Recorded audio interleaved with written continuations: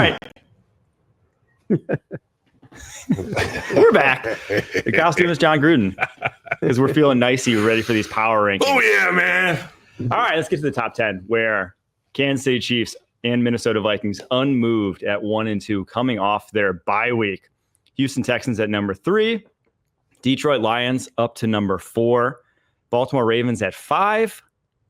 Green Bay Packers all the way up to number 6 after their big win against the Cardinals. Ooh. Bills at 7. Falcons at 8 now.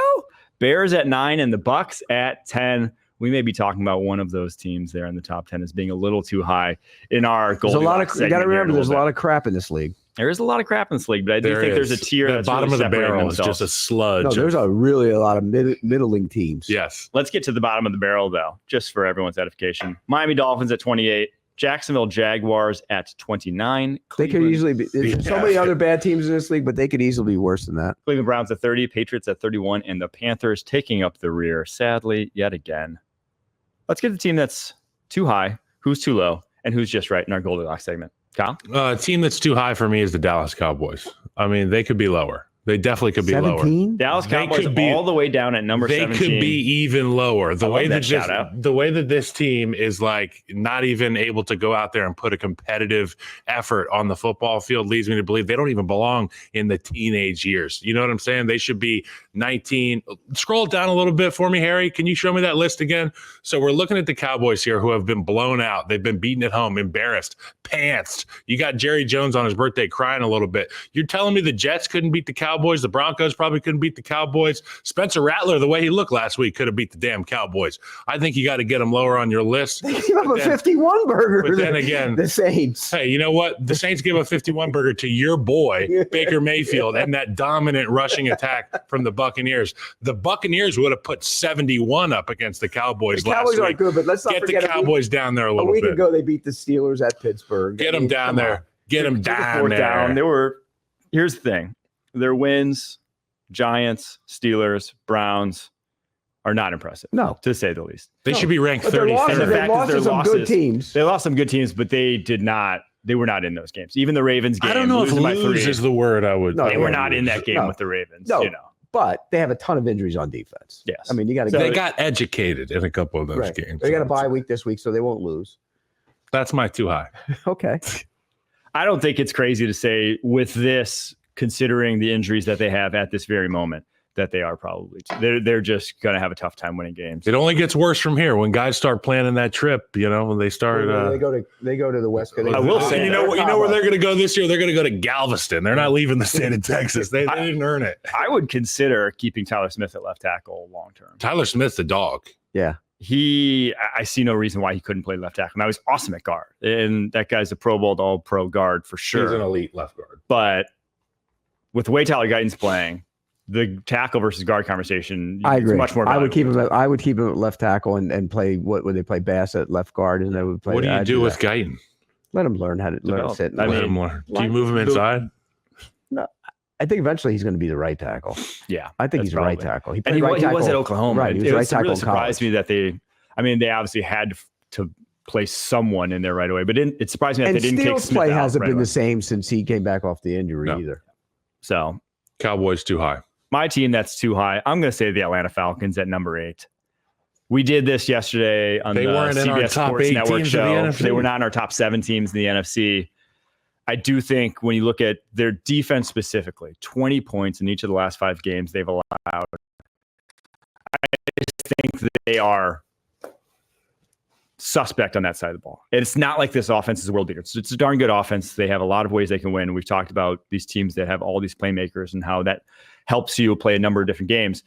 But if they do have to play a drop back passing game, I still worry about that offensive line. And I just think defensively, you compare them to the teams that are right behind them on this list: Chicago Bears, Tampa Bay Bucks. I don't think they hold. Well, they beat Tampa. Time. They beat Tampa. I know they beat Tampa, but that was 2 weeks ago. Fluky. A week, not even 10 days ago. Yeah, that was a strange game. It was, but they won the game. They did. You gotta give them credit. They've had some fluky dubs on the season. Yeah. They play Seattle. I also got in trouble for putting the Commanders over the Buccaneers when they won straight up. But it's early, and the Commanders are getting better. So who?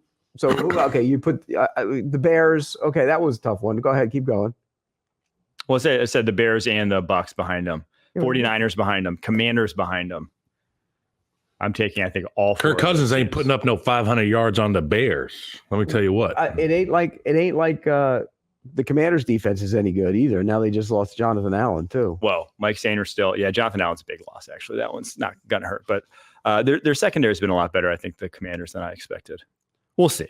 I'm just saying, I think that defense, the Atlanta Falcons on the season. I'll be honest with you. I don't love the Falcons. I just think they've earned the right to be there. And they'll play Seattle this week, and they'll probably beat Seattle and Atlanta and earn the right to stay there. Team ranked too low? Yeah. That's where we're at now? The Titans.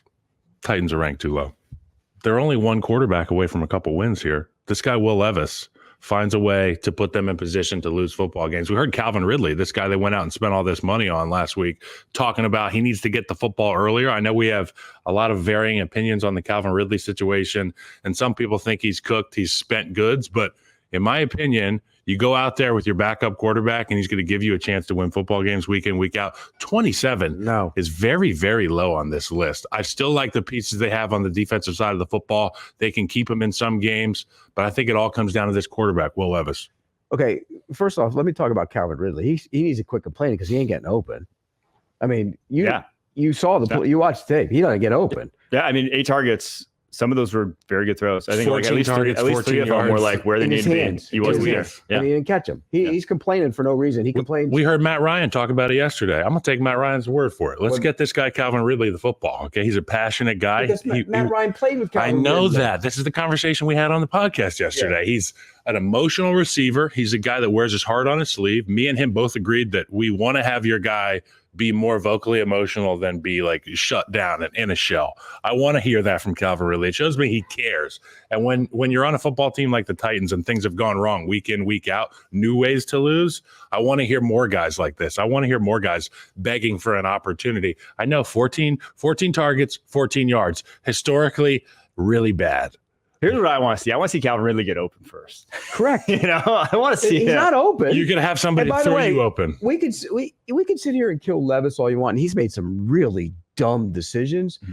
But when he drops back to pass, they aren't open. I promise you. And you've watched the tape. Hopkins can't run at all. That was Hopkins and Boyd are. There's only a handful of offensive coordinators and offenses that can actually get people really actually open in the NFL. A lot of these throws that you see are guys covered or a guy throwing somebody open, anticipatory throws. You need somebody who's calm under pressure that's not just swimming in their own head. I think you get the backup in there and it gives you a better chance to win. I think they need to let him play looser and freer and go. Much like he did last year when he went in there, when they allowed him to throw the ball down the field. The guy's a deep ball thrower and they don't drive the ball down the field.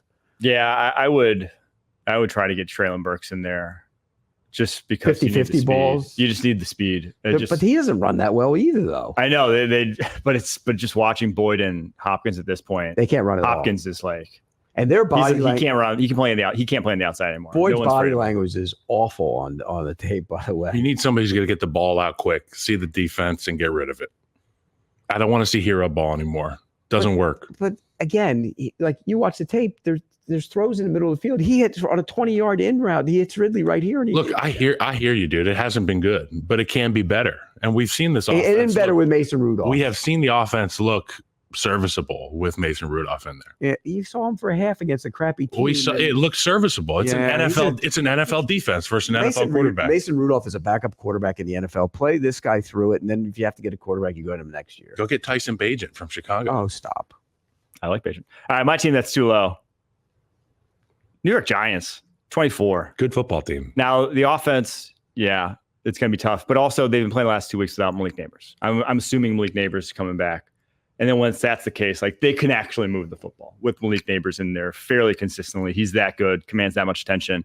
And the defense is awesome. I think this defensive line is top 3 to 5 in the NFL right now. And in a problem in ways that not a lot of people are going to be able to block him because Dexter Lawrence, not a lot of people can block that guy. He's one of. And Burns has actually started the show. And Burns, yeah. So they have some bad blocking attempts against Burns too. So I think when that's the case, and they've been right there with a lot of teams, even in their losses, I think this Giants team is just better than 24. I take them over the Cardinals right now.